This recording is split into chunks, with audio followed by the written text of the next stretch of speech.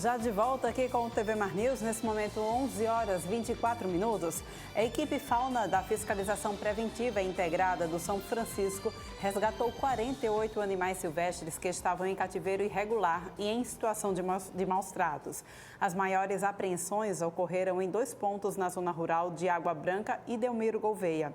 Durante a ação foram resgatados pássaros das espécies galos de Campina, sabiás, azulão, rolinha, fogo-pagou, tico-tico, papa-capim, coleirinho e jabutis. Os animais resgatados foram encaminhados para o Centro de Triagem de Animais Silvestres, montado exclusivamente para a FPI do São Francisco. Na ocasião, foram lavrados 3 autos de infração, sendo 2 por cativeiro e 1 por maus tratos, somando uma multa de R$17 mil. Essas são as imagens, portanto, desses animais, que foram resgatados durante a operação realizada pela FPI do São Francisco. E ainda bem, que de fato esses animais conseguiram ser resgatados, E olha, quem ainda não tem destino certo para assistir aos jogos aos jogos da Seleção Brasileira na Copa Mundial, não precisa ficar triste, porque a Prefeitura de Maceió montou uma mega estrutura ali na Praça Multieventos com um telão exatamente para que você possa torcer pela Seleção Canarinho. Vamos ver mais detalhes agora com o Fernando Palmeira? A gente confere. O mundo inteiro de olho na bola no Catar, e a seleção brasileira quinta-feira vai entrar em cena, e o Brasil inteiro concentrado para ter aí a vitória do Brasil nesses primeiros jogos e quiçá tenhamos novamente o Brasil campeão do mundo. E Maceió se prepara para receber, como recebe, um grande número de turistas e também os nativos, aqueles que querem curtir ao lado aqui da torcida organizada das Alagoas e de todo o Brasil e de todo mundo, que vai estar aqui na Pajuçara, na Praça Multieventos, num telão, além de shows e uma programação toda especial para os Jogos da Copa do Mundo. Vamos conversar com o grande entusiasta, presidente da FEMAC, o João Hugo Lira. João Hugo, e aí, tudo programado, tudo pronto para essa festa? Estamos nos últimos detalhes aí. Como é que você está vendo essa estrutura já pronta para receber a torcida aqui em Maceió? Tudo pronto, tudo se organizando. A gente está com uma estrutura agora de palco, onde vai receber as atrações musicais. A estrutura do telão vai estar no lado oposto ao do palco, e a prefeitura não poderia ficar de fora de uma grande ação como essa. A gente, na torcida para que o Hexa venha esse ano, a gente não poderia fazer diferente. Criamos a Arena Maceió para atender a turistada que já está aqui em Maceió e a população, a família maceioense, que já sabe como são os eventos da prefeitura. A gente trouxe as grandes atrações e um mega telão de 12x6 para poder todo mundo acompanhar os Jogos da Copa. Nessa primeira fase, dias 24 e 28 de novembro, dia 2 de dezembro, a estreia aí da equipe de Tite contra a Sérvia às 16 horas, lá acontecendo no Catar. E aqui, essa festa programada. Tem essa programação também paralela, cultural. Vamos falar um pouquinho mais quais são as atrações aí. Pronto. Antes do jogo, o jogo começa às 16. Antes do jogo teremos 2 atrações, que nessa quinta-feira agora são atrações regionais aqui nossa. Se não me falha a memória, é o Johnny Lopes e o Batata. E após o jogo teremos o Paragolé. Ou seja, é atração antes do jogo e pós-jogo para animar toda a galera que vai vir aqui para a Praça Multieventos. E lá na reta final, essa programação vai se estruturar do mesmo jeito? O que é que se pode esperar aí? Vamos sim, vamos permanecer com a arena aqui até o Brasil chegar na final, com fé em Deus, e sempre com grandes atrações e com a mesma estrutura montada aqui na Praça Multieventos. Essa estrutura tem capacidade para a gente receber quantos torcedores entre os nativos das Alagoas, do Nordeste e do Brasil lá fora e do mundo afora que estarão aqui também? A arena está pronta para receber aproximadamente 20 mil pessoas aqui nessa Praça Multieventos. O que é preciso para vir participar dessa grande festa? Só muita alegria, bota aquela camisa verde e amarela para vir torcer para o Brasil. Traga o seu cooler com sua bebida, com sua alimentação, sua família. Quem quiser trazer cadeiras também, fica à vontade para cá para curtir esse grande evento que é a Copa do Mundo. Cerveja que nem é cara e é abundantemente até para tomar banho se quiser. Chama a galera aí, João! É isso aí, meu mundo, simbora!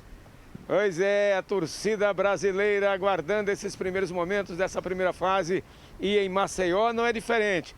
O campo está pronto por aqui para essa torcida entrar em campo e toda uma mega estrutura de shows desse telão. Com certeza, muita alegria, muito chopp, muita beleza, muita mulher e muita emoção. E você também é convidado da Prefeitura Municipal de Maceió e da Fundação Municipal de Cultura e também da Secretaria de Esportes e Lazer aqui de nossa capital. Com as imagens do Chico Nogueira, aqui da Pajuçara, Fernando Palmeira para a TV Mar da organização Adão de Melo, canal 525 NET. Claro! Pois é, né, gente? Olha só, nós estamos no mês de novembro azul. É aquele mês em que a gente faz um mês dedicado à conscientização e combate também ao câncer de próstata. E falando em câncer, gente, a gente está, o Estatuto da Pessoa com Câncer está completando 1 ano nessa terça-feira, né? E aí a gente traz detalhes a respeito desse estatuto que, apesar de já ter 1 ano, ainda é tão pouco divulgado. A gente conversa nesse momento com Juliano Pessoa, ele que é advogado, traz esses detalhes para a gente. Juliano, mais uma vez, seja bem-vindo aqui ao nosso estúdio. É bem o que eu disse, né? Já tem 1 ano desse estatuto, mas ele é tão pouco divulgado e tão pouco falado também. Acho que pouca gente ainda conhece o quanto de impactos positivos ele pode trazer para as pessoas acometidas com câncer, não é isso? Exatamente. Bom dia, Orlando. Bom dia quem nos assiste. De fato, é como você fala, eu diria que a lei ela passa por um período de maturação, né? Vamos chamar assim. Então, as pessoas são pouco habituadas ainda a pesquisar sobre isso, a buscar informações ali. O interessante do Estatuto é que ele estrutura melhor, do ponto de vista legislativo e dos direitos, né, dessas pessoas, por capítulos, inclusive. Então, para você ter ideia, nós temos lá dentro do Estatuto um capítulo dedicado, por exemplo, à criança e adolescente, né, que é acometida pelo câncer. Então, o Estatuto traz de forma expressa que esta criança, este adolescente, ele deve ser tratado desde o período de realização de exames para poder fechar o diagnóstico de forma prioritária. Então, ou seja, existe um olhar diferenciado quando a gente olha de forma mais estruturada, mais organizada. Então, tudo que existia antes permanece existindo, ou seja, qualquer legislação que trate sobre qualquer direito que essas pessoas detenham permanece vigorando, tá? O Estatuto não eliminou nada, mas ele traz uma abordagem diferente. Então, eu diria que tem o mesmo impacto social que nós tivemos com o Estatuto da Criança e Adolescente, o Estatuto da Pessoa com Deficiência, o Estatuto do Idoso, que é muito mais utilizado do ponto de vista de ferramenta jurídica do que o Estatuto da Pessoa com Câncer, ainda talvez ainda por ter esse tempo de início ainda bem breve, né? Primeiro ano de aniversário, vamos dizer assim. Pois é. Quais são o impacto jurídico que isso traz, né? E ter o Estatuto da Pessoa com Câncer, que impacto isso traz? Olha só, primeiro ele traz a previsão do principiológica, vamos chamar assim, né? Então, é dever do Estado ele cumprir alguns princípios. Para você ter ideia, há uma determinação direta do Estatuto do ponto de vista do Estado passar a ter uma atenção maior na questão da prevenção da doença também. O Estado, inclusive, deve prover um censo mais preciso, porque esse número de pacientes cresce ano a ano e é necessário que o Estado disponha desses números de forma muito direta, muito precisa, para que ele possa prover políticas públicas para essas pessoas. Não há só como você combater, digamos assim, o avanço dessa patologia, provendo o paciente de tratamento, como a lei também recomenda, mas também essa parte preventiva, essa parte de fomento científico, capacitação dos profissionais de saúde e várias outras inovações que o Estatuto também trouxe de forma muito direta e expressa ali para que o próprio paciente possa consultar. Por exemplo, há disponibilidade lá hoje do paciente durante todo o seu tratamento, inclusive, dispor de um acompanhante consigo acompanhando, né? Há essa questão particular, como nós mencionamos, para a criança e o adolescente. Há uma determinação direta do direito desse paciente ao tratamento precoce, ao diagnóstico precoce e, naturalmente, uma abordagem precoce. E associado ao Estatuto, portanto, nós temos legislações que prevêem tanto prazo determinado para fechamento desse diagnóstico, que deve ser até 30 dias. Muito importante a gente exatamente, mencionar e isso, 60 dias para início do tratamento. E aí é importantíssimo que a sociedade, que os pacientes tentem se mobilizar o máximo possível, cobrando das instituições que cumprem esse prazo legal. Quando a gente fala sobre as instituições, a gente engloba tanto instituição pública quanto privada também, né? Correto, correto. Tanto o Estado, né, por meio do SUS, como uma iniciativa privada também por meio dos operadores de saúde. Então, todos esses entes aí têm o dever de cumprir essa legislação. A lei é expressa, você veja como ela fala. Se o médico, ao se deparar com o paciente, a principal hipótese diagnóstica dele for a neoplasia maligna, ou seja, for o câncer, ele tem obrigação, é dever do profissional que encaminhar esse paciente ou essa paciente para realizar todo e qualquer tipo de exame necessário para que ele feche esse diagnóstico em até 30 dias. É assim que está lá na lei. Na prática, isso acontece muitas vezes, especialmente no público? Não acontece. Mas é importante que as pessoas tentem cobrar do Estado isso. Né? Usem as ferramentas das ouvidorias, das secretarias, das instituições hospitalares, tentando se mobilizar. Se não conseguir, busque a ajuda das instituições, Ministério Público, Defensoria Pública, OAB, ou, se for o caso, um advogado particular de sua confiança. Mas não dá para o paciente se habituar, vamos dizer assim, com o fato das instituições e o próprio Estado não cumprir o que está lá, expresso no texto de lei. Juliano, você como advogado, né, da área de saúde, quais são, a gente consegue mencionar se há o cumprimento do estatuto e quais são os quesitos assim que realmente, geralmente você pega mais casos do não cumprimento do próprio estatuto? O não cumprimento, ele termina transitando muito, Orlando, em relação a esses pontos que eu diria que são cruciais. Em relação a essa questão do fechamento do diagnóstico e início de tratamento, porque vale ressaltar aqui para quem nos assiste que a gente está tratando de uma doença extremamente severa, muitas vezes, né? E letal, se for diagnosticado de forma tardia.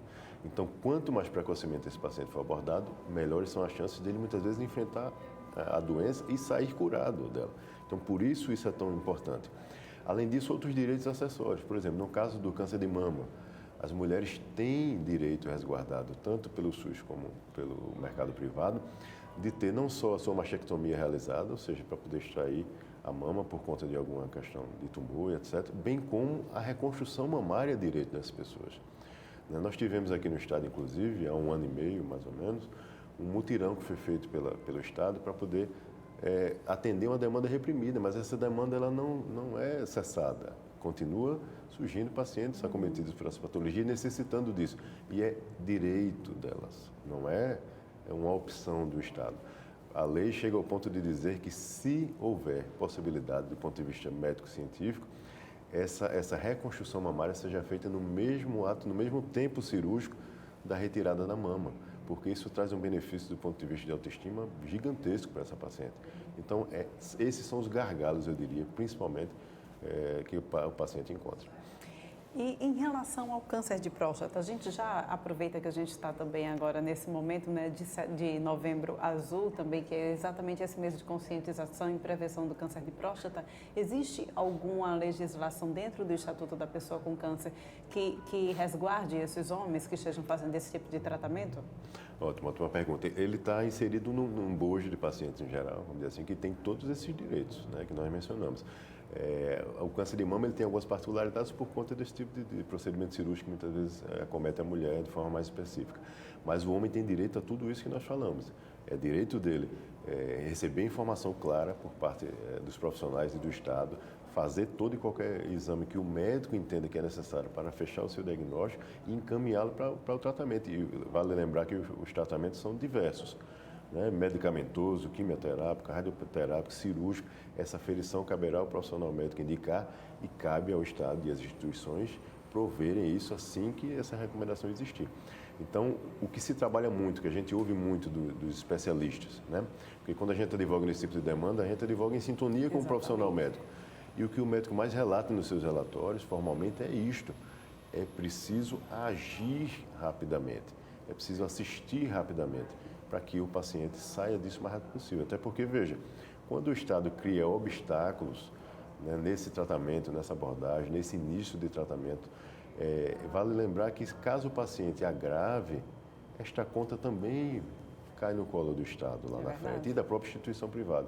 Então, ou seja, além de estar ali se tratando de uma vida, de um ser humano, né, é importante que a gente lute para resguardar isso. Vale destacar também que, do ponto de vista econômico, se onera essa morosidade, atrapalha todo mundo, inclusive aos entes públicos e privados. Então, é importante que se haja, que se realmente traga uma assistência a contento de acordo com como está lá preconizado na legislação. Quando a gente fala também sobre, que a gente sabe que a ciência, né, a medicina, ela está em evolução constantemente. Quando a gente fala sobre tratamentos alternativos, tratamentos que ainda estão em análise, essa cobertura também é dada? é dada a depender do caso concreto. Aí, quando a gente trata dessas especificidades, Paulana, é preciso analisar o caso concreto. Não é de forma ampla. Existem, sim, por exemplo, abordagens com tratamentos off-labels e tal, mas, assim, são excepcionais. Né? Nós temos hoje, por exemplo, tratamentos utilizados até com cannabis medicinal, por exemplo. Para câncer? Para câncer, para aliviar alguns sintomas, né? Da quimioterapia, dores crônicas. Então, ou seja, existe esse tipo de tratamento. Mas, normalmente, não é um tratamento assim tão simples do paciente conseguir do ponto de vista administrativo. Mas existem decisões hoje, inclusive judiciais, determinando que o Estado provenha esse tratamento porque já se tentou tudo do ponto de vista de tratamento convencional. E é última ratio, como a gente fala no direito, ou seja, é a última saída daquele paciente. E existem alguns pacientes, com a comprovação, inclusive, de estudos científicos, que vêm respondendo nesses casos. Então, é importante que ele busque, sim, e o Estado vem sendo compelido, muitas vezes, obrigado a assistir esse paciente também. Muito bem. Então, muito obrigada, Juliano, uma vez pela tua participação aqui no nosso programa, tá bem? Obrigado, até mais. E a gente vai agora para um rápido intervalo, mas a gente volta daqui a pouquinho com mais informações.